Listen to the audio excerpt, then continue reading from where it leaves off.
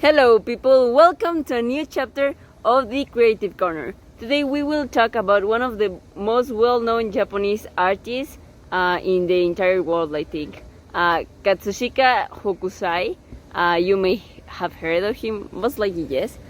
So this talented artist produced his works around 200 years ago, so that's very, very, very long ago. He had a profound influence on both Japanese and global art, and even nowadays there are a lot of exhibitions featuring Hokusai's work. A lot of people visit this. For example, the last year, the museum gathered all the works of Hokusai and exposed them, so the people could know his most famous painting, but other ones that he made. So yeah, he was one of the figures who had a very significant impact on the world of art. When we could talk about Hokusai, it is important to understand traditional Japanese art from known as Ukiyo-e that we have talked about in some of our past videos. Ukiyo-e refers to a type of print painted in various colors by means of wooden plates. This type of art was very popular in Japan around the 18th century, whose prints usually show the ways of life and of that period. During this period, the word ukiyo literally meant floating world. It is used to refer to various amusements in society and daily life. Well, his works were also used for commercials and posters.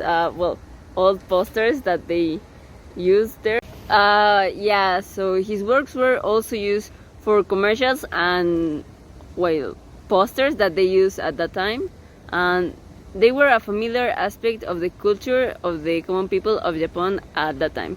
Katsushika Hokusai was focused mainly on ukiyo-e artworks, as she said. The story of how ukiyo-e came to the West is actually very curious. When exporting poetry to the West in now the 19th century, ukiyo-e prints were used as a warping paper to make sure it didn't break on the way, like a newspaper nowadays with, I don't know, something of crystal. Ukiyo-e prints were distributed as commercials in Japan at the time, so they were not great value for art. However, Westerns were very fascinated by the innovative visual technique that they witnessed with ukiyo-e, and they saw it on their things because they work as a working paper. Ukiyo-e was very well received in the West as a completely new style of art because it included a very dynamic visual composition which challenged ideas of perspective in Western art, as well as its unique colors which were not possible to achieve with oil paints or other forms of that period. I actually didn't know that about ukiyo-e because you see it and it's like, oh well, I could do that, but it's a very, very different technique. Yeah, it is a very long process. You have to make the wood plank, you have to curve it to the figure of the landscape, and then you have to put the paint, and then you have to have the paper.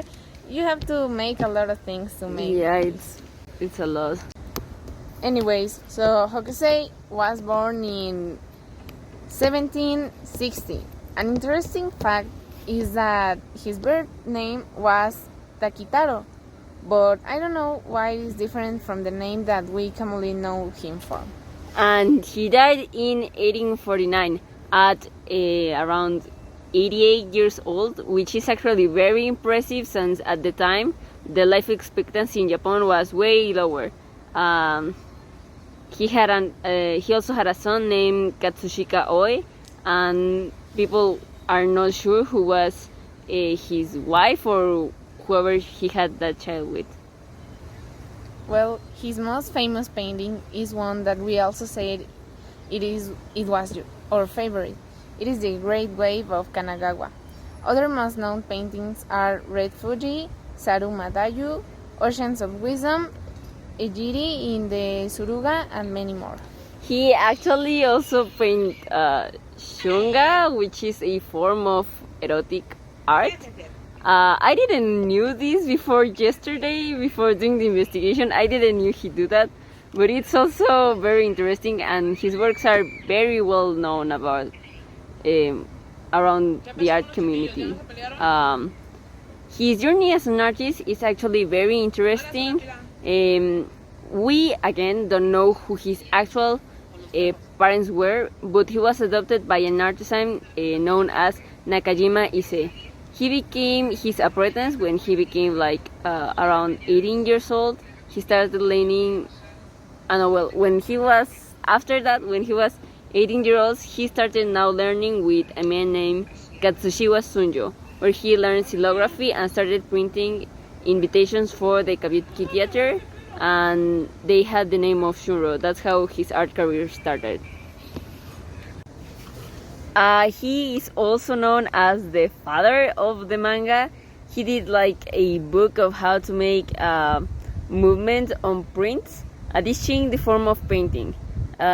This book was made to teach people how to draw actually, and some of his work is kinda lost because he used many different names to sign his artworks. So maybe we think, no, this is a different person, but sometimes it was just himself using a different name.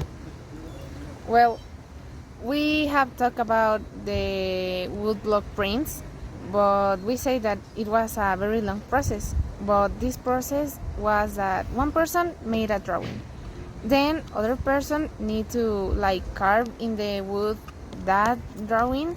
So when one person paint the wood, it would only paint the part that wasn't carved. So they made like these posters like in a very massive way.